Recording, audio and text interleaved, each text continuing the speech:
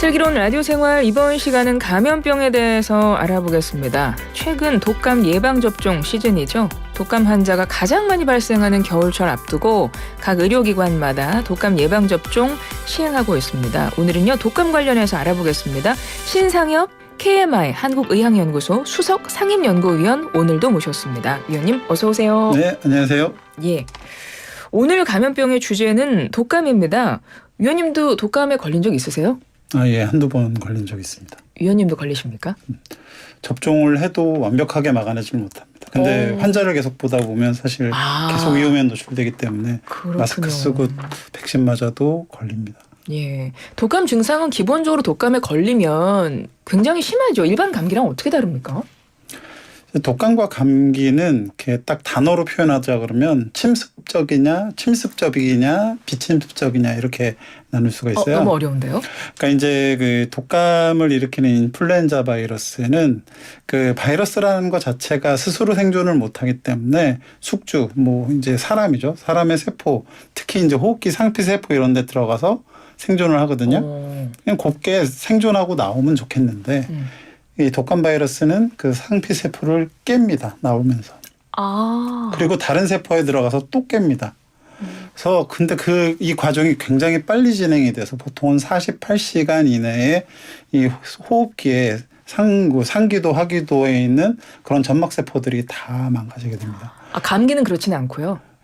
근데 이제 감기를 일으키는 이제 뭐 리노바이러스나 이런 것들은 이제 호흡기 상피 세포 중에서도 사기도는 가지도 않고 주로 상기도 코, 그다음에 인두 이 부분에 이제 감염을 시키는데 감염시키고 곱게 나옵니다. 안 망가뜨리고요. 대신에 이제 점막에 이런 운동들의 영향을 줘서 그냥 기침 좀 나오고 목 좀 아프고 일주일 이내에 끝나는 건 감기인데 독감은 온갖 상피 세포들이 다 망가지기 때문에 전신 증상 갑자기 멀쩡하던 사람이 두통, 근육통, 발열 막 생기거든요. 근데 그게 문제가 아니라 독감의 가장 무서운 점은 상하기도의 상피세포가 다 깨졌다는 얘기는 네네.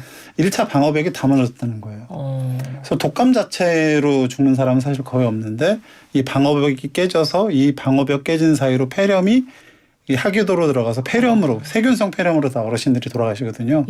그래서 이 48시간을 제가 굉장히 강조하는 게 치료를 하게 되면 이 깨는 걸 갖다 막을 수가 있거든요. 네. 그러면 폐렴이나 2차 합병증 걸릴 확률이 훨씬 더 줄어들고 이 내 세포들을 보존시킬 확률이 늘어나기 때문에 나중에 얘기가 나오겠지만 이런 독감에 있어서는 빨리 치료하는 것이 이제 1차적인 핵심이 됩니다. 빨리 치료, 빨리 병원에 가야 되는데 그거를 내가 결정하려면 나의 어떤 증상을 인지한 후에 독감인가 보다라고 알아차려야 가잖아요. 보통은 맞습니다. 감기 걸리면 사람들이 그냥 대수롭지 않게 여기는 경우 많거든요. 어떤 증상을 주의 깊게 봐야 됩니까? 말씀드렸지만 이 독감은 아닌 밤중에 홍두깨 같이 막 나타납니다. 그러니까 난 멀쩡하게 일상생활 잘하고 있는데 갑자기 막 열이 39도, 40도 차오르는 고열. 그리고 두통, 근육통이 심해가지고 뭐 저도 한번 예전에 걸렸던 기억을 되살려 보면 기어다니거든요. 제대로 걷지도 못해요. 그러니까 일상생활 뭐 회사 뭐 이런 출근이 불가능할 정도의 굉장히 심한 증상들이 나오는데 그게 이제 이미 깨졌다는 얘기거든요. 그래서 이제 그런 증상들이 생겼을 때에 아까 말씀드렸지만 조기 치료가 굉장히 중요한데 그럼 진단을 받으려면 이제 병원에 가야 되지 않습니까? 그렇죠. 그러니까 대부분의 이제 의사 선생님들은 이제 그런 증상들이 왔을 때 당연히 독감 검사를 하시기 때문에 병원에서 바로 조치를 받고 치료를 받으실 수가 있습니다. 알겠습니다. 고열, 두통, 근육통이 있다면 바로 병원 가시는 게 좋겠습니다. 지금 독감 예방접종 시행되고 있잖아요. 겨울철 앞두고 원래 예방접종 시기인 건가요? 이 독감 백신이 RNA 백신이다 보니까 한 번 접종을 딱 하면 코로나19도 똑같습니다. 한 번 접종했을 때 효과가 길어야 4개월 갑니다. 암만 뭐 길어봐야 6개월. 독감도 갑니다. 그런가요? 네, 맞습니다. 그래서 한번 이제 그 겨울철 시즌 오기 전에 접종했을 때 그 효과는 6개월 이상 가지 않는다라고 보시면 되고요. 그렇다 그러면 가장 위험한 순간에 커버가 될 수 있게 또 접종하고 2주가 있어야지 효과가 나타나기 때문에 그런 것들을 고려해서 보통은 고위험군들은 10월 달, 11월 달 요때를 가장 접종의 적기로 이제 생각을 합니다. 근데 독감이라는 게 추워서 걸리는 게 아니잖아요. 근데 왜 겨울철에 유행하죠? 그 열대지방, 아열대지방 독감은 연중 무휴로 유행합니다. 아, 연중 무휴입니까? 네. 그런 데는?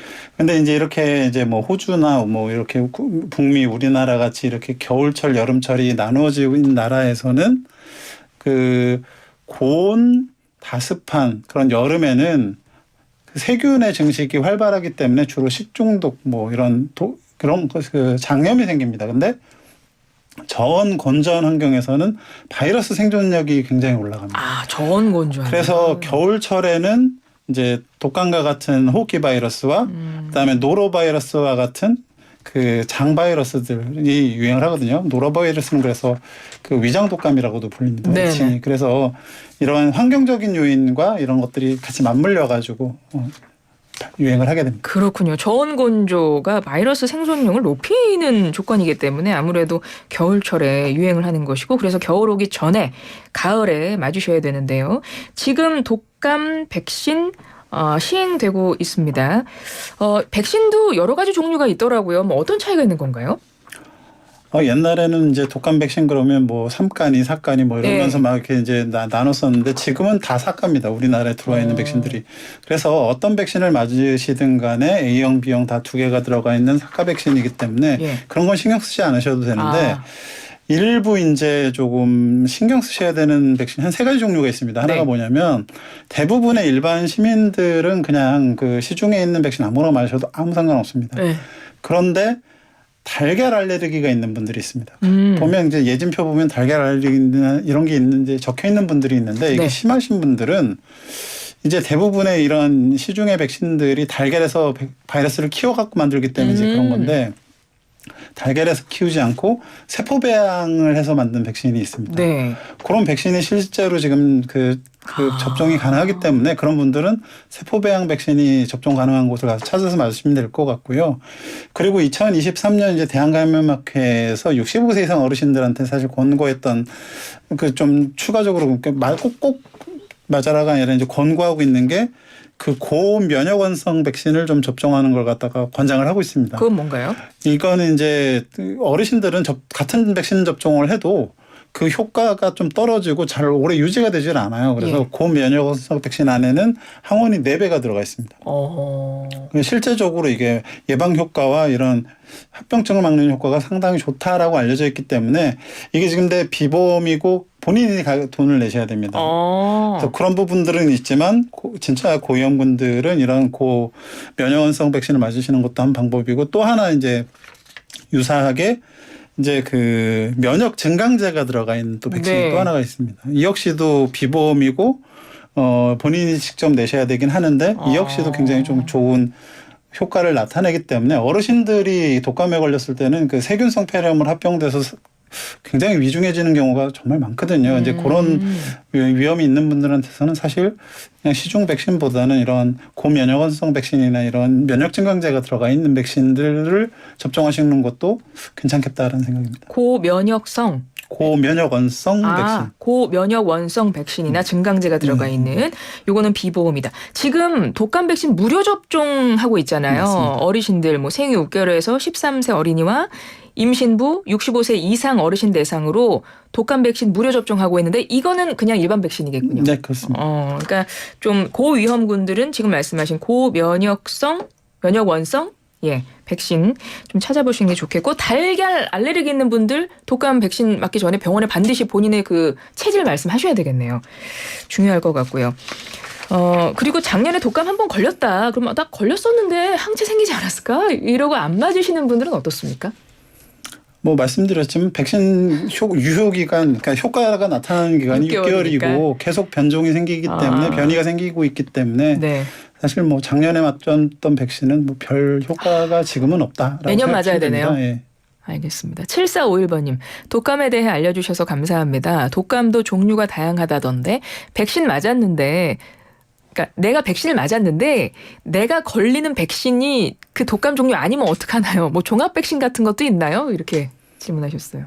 뭐 굉장히 중요한 질문인데요. 아까 제가 이제 4가 백신 얘기를 드렸잖아요. 그 우리가 이제 백신 안에는 그 인플루엔자라는 바이러스가 A형, B형, C형이 있습니다. 이 중에서 A형과 B형만 사람에게 감염을 일으킵니다.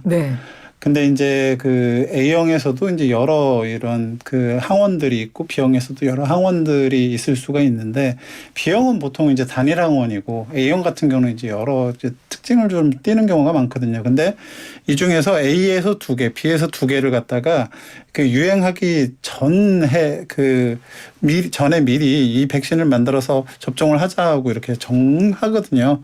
그래서 그게 이제 4가지가 들어온 거기 때문에 웬만하면 이 4가지 사카 백신 안에 들어가 있는 항원들의 커버가 되는데 그럼에도 불구하고 빠져 있는 경우가 있습니다. 그래서 그 백신 접종의 그런 효과는 사실은 매해마다 그 균주가 거기에 딱 맞는 거면 효과가 굉장히 좋고 네. 잘 안 맞으면 또 효과가 좀 떨어져서 또 입원이 많이 생기고 그러기도 합니다. 그러니까 조금 공백이 생길 수 있다 이런 말씀이신 거네요. 웬만하면 다 커버가 되지만 아닐 수도 있겠다 이런 말씀하신 거고요. 코로나19 같은 경우는 그 코로나19 걸리고 나서 후유증이 좀 남았다는 이야기가 있잖아요. 맞습니다. 독감도 그렇습니까?